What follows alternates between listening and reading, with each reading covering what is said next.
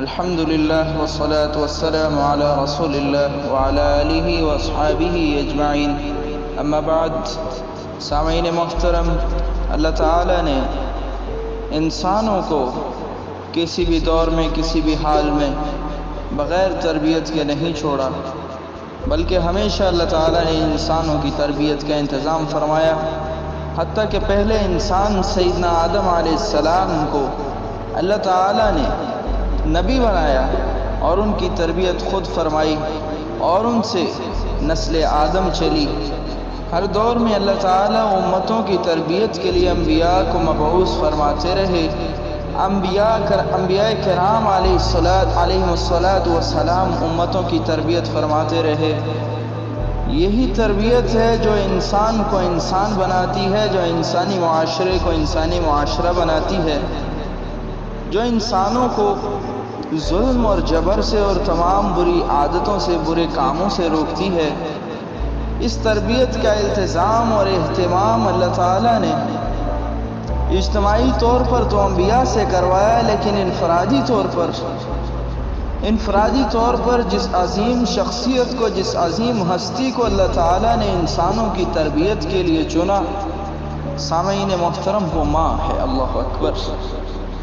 گویا کہ تعلیمات نبوت کا انفرادی طور پر جس پر مدار ہے، جو محور ہے ان کا، وہ ماں ہے کہ ماں ان تعلیمات نبویہ کے مطابق کیسے اپنی اولاد کی تربیت کرتی ہے۔ یہ اعزاز اللہ تعالیٰ نے انسانوں میں ماں کو بخشا ہے۔ اللہ اکبر، سبحان اللہ۔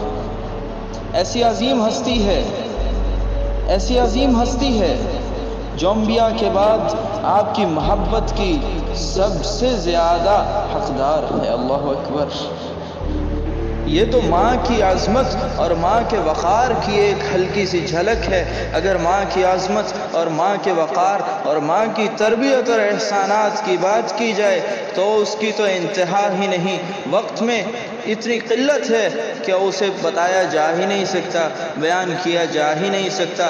قلم لکھنے شروع ہو جائیں تو ہاتھ تھک جائیں، زبان بولنا شروع ہو جائے، زبان تھک جائے، ذہن چلنا شروع ہو جائے تو ذہن تھک جائے، لیکن میں کوشش کروں گا کہ کچھ نہ کچھ جھلکیاں آپ کو ضرور دکھا دوں۔ سامعین محترم، اللہ تعالیٰ فرماتے ہیں کہ ماں وہ ہستی ہے جو اولاد کو اپنے پیٹ میں تکلیف در تکلیف اٹھاتی ہے، اور پھر اس کو جنم دینے میں بھی ایک تکلیف اٹھاتی ہے، اور پھر اس کو پالتی ہے اور بڑا کرتی ہے، اور کیا کیا احسانات کرتی ہے۔ اپنے منہ کے نوالے اپنی اولاد کے منہ میں ڈالتی ہے، اپنے آرام کو اپنی اولاد کے آرام پہ قربان کرتی ہے، اپنے سکون اور چین کو اپنی اولاد کے سکون اور چین میں حاصل کرتی ہے۔ یہ تو اس کے عظیم احسانات ہیں جن کا بدلہ انسان چکا نہیں سکتے۔ حضرت عمر رضی اللہ تعالیٰ عنہ کے پاس ایک شخص آیا۔ اے عمر رضی اللہ عنہ، میں نے اپنی والدہ کو اپنے کندھوں پہ بٹھایا، اس تپتے ہوئے صحرا میں، اس چلچلاتی دھوپ میں، اس برستی ہوئی آگ میں نے اپنی والدہ کو اپنے کندھوں پہ حج کرایا، طواف کرایا بیت اللہ کا۔ کیا میں نے اپنی والدہ کا حق ادا کر دیا؟ تو امیر المومنین رضی اللہ عنہ گویا ہوئے کہ شخص، تو نے ابھی اپنی ماں کی اس آگ کا حق ادا نہیں کیا جو اس نے درد سہتے ہوئے تجھے جنتے ہوئے آہ نکالی تھی، آہ بھری تھی، ابھی تو اس کا حق ادا نہیں ہوا۔ یہ تو ایک جھلکی ہے، یہ تو محض ایک ہلکی سی جھلکی ہے جو دردیں وہ ماں اٹھاتی ہے۔ پھر نبی علیہ السلام نے ماں کی عظمت کو اجاگر کرتے ہوئے فرمایا کہ میں اگر نماز پڑھ رہا ہوتا، میری ماں مجھے آواز دیتی بیٹا محمد، تو میں اپنی ماں کے لیے نماز کو توڑ دیتا۔ اللہ اکبر، سبحان اللہ۔ نوافل کے بارے میں فرمایا کہ نوافل میں اگر والدہ آواز دے تو نوافل کو توڑنا لازم ہے، ضروری ہے۔ ماں کی آواز کا جواب دینا نوافل جاری رکھنے سے زیادہ اہم ہے، نفل بعد میں دوبارہ پڑھیں گے۔ یہ تو ماں کی عظمت ہے۔ اگر ماں کی تربیت کی بات کی جائے تو ماں ہی وہ عظیم ہستی ہے جو امام بخاری پیدا کر کے دیتی ہے۔ وہ بخاری جس کو 6 لاکھ احادیث زبانی یاد تھیں، ماں ہی وہ ہستی ہے جو زمانے کو 12 سال کی عمر کا امام پیدا کر کے دیتی ہے۔ ماں ہی وہ ہستی ہے جو زمانے کو شیخ عبد القادر جیلانی جیسا عظیم بزرگ پیدا کر کے دیتی ہے۔ چنانچہ مشہور معروف صحابی ہیں سیدنا انس بن مالک رضی اللہ عنہ، ان کی والدہ ہی وہ عظیم ہستی ہیں جو ان کو رسول اللہ صلی اللہ علیہ وآلہ وسلم کی خدمت میں 10 سال کی عمر میں چھوڑ کے جاتی ہیں، اور ان کی اس عظیم قربانی اور اس عظیم تربیت کے صلے امت کو اللہ تعالی حدیث کا ایک عظیم انبار اور گلدستہ عطا فرماتے ہیں۔ حضرت انس بن مالک رضی اللہ عنہ کثیر تعداد میں حدیث مروی فرماتے ہیں۔ ان کی والدہ نے عرض کیا، اللہ کے رسول صلی اللہ علیہ وآلہ وسلم انس بن مالک کے لیے دعا کیجئے۔ نبی علیہ السلام نے دعا کی، اللہ انس بن مالک کو برکت دے۔ حدیث کا مفہوم ہے اللہ انس بن مالک کی اولاد میں برکت دے۔ حضرت انس بن مالک رضی اللہ عنہ فرماتے ہیں کہ میں اپنے خاندان کو، اپنے کنبے کو جانتا ہوں کہ ان کی تعداد 100 سے گزر چکی ہے۔ اللہ اکبر! یہ ماں کی تربیت کا نتیجہ تھا کہ 10 سال کا بچہ رسول اللہ صلی اللہ علیہ وآلہ وسلم کی خدمت میں اپنا بچپن اور اپنی لڑکپن اور جوانی صرف کرتا ہے۔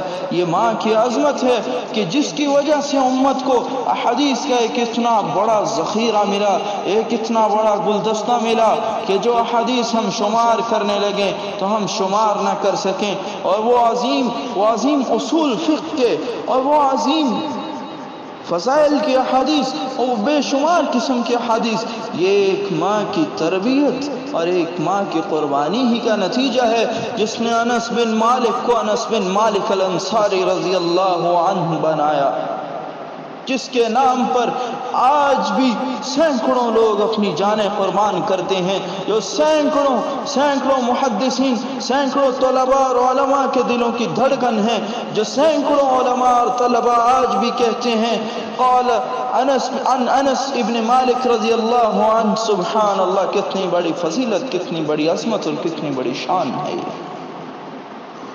اگر ماں کی عظمت کے قصے بیان کیے جائیں تو زبان بیان کرتی رہے اور بیان کرتے کرتے تھک جائے، لیکن وہ بیان نہ ہو سکیں۔ میں اپنی گفتگو کا اختتام نبی علیہ السلام کی اس حدیث سے کرنا چاہوں گا۔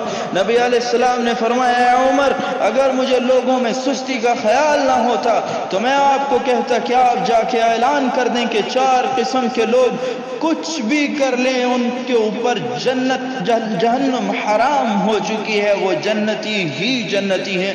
رسول اللہ صلی اللہ علیہ وآلہ وسلم 4 قسم کے لوگوں کی ضمانت دے رہے ہیں۔ ان میں سے ایک قسم کے لوگ وہ ہیں جو ماں باپ کو خدمت کر کے راضی کر لیں۔ اللہ اکبر! رب ارحمهما كما ربياني صغيرا وآخر دعوانا ان الحمد لله رب العالمين۔